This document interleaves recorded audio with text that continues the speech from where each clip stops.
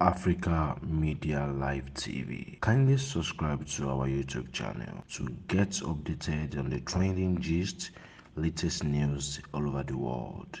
Like our page, subscribe, and share with friends. Thank you.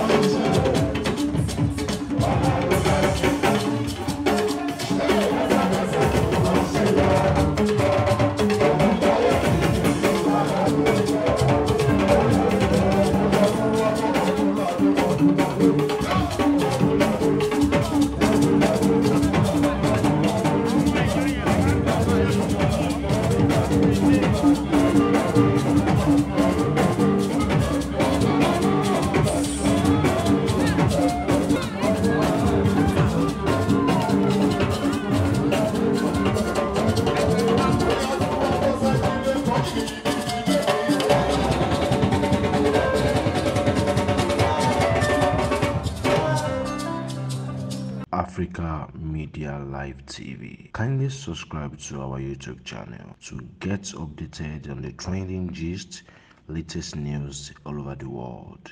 Like our page, subscribe, and share with friends. Thank you.